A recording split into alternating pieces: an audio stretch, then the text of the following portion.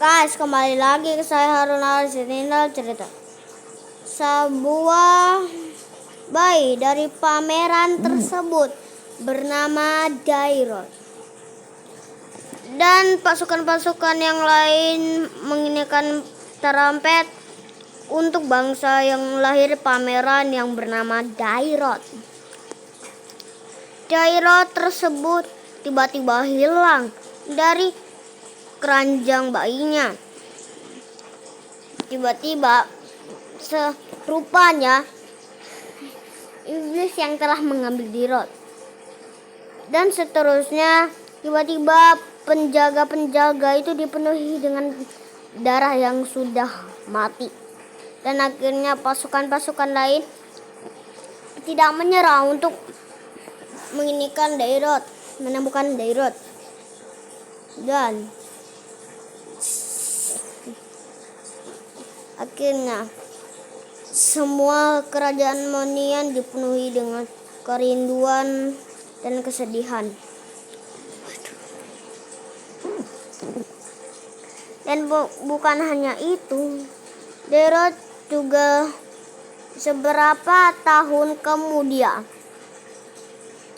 Dairot dengan Abyss yang bercampuran dengan Dairot yang merupakan Abyss yang terkuat di Raja Abyss. Seterusnya Dairot tentunya langsung berbilang ke Abyss, "Berapa kuat kamu, Dairot?" Dan akhirnya dilakukanlah seorang iblis. Dan Dairot akhirnya menjadi yang terkuat di sejarah dunia. Dairot menjanjikan segalanya untuk Abyss. Selamanya Dairot menjadi Abyss. Dengan itu, dengan kekuatan Dairot berhasil tempat itu. Akhirnya Dairot berhasil memecahkan yang ada di situ. Akhirnya pada Abyss terlalu banyak sehingga kerajaan Monian kelelahan untuk mencapai dirinya sendiri agar mereka menang. Saat Abyss itu mulai menyerang dengan sangat banyak. Gak hanya itu, semuanya hampir menyerah. Dan akhirnya dibilang untuk mundur kerajaan Moniannya. Akhirnya para Abyss meranjang maksud masuk ke para yang akhirnya Dairot keluar.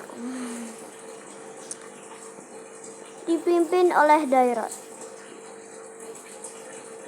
Dan akhirnya mereka tidak juga.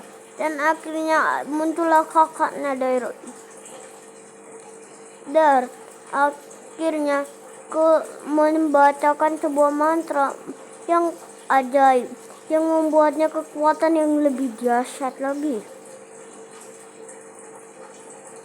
Saat itu Dairot mulai mendapatkan lagi kedapatan dari Dairot. Dan akhirnya kerajaan Monian membutuhkan sangatlah dahsyat. Gara-gara kerajaan Monian menjadi kepanikan dan kakaknya Dairot berjanji akan mengembalikan adiknya. Dan akhirnya kerajaan Monian kembali. Kalau kita aba-aba untuk menyerang.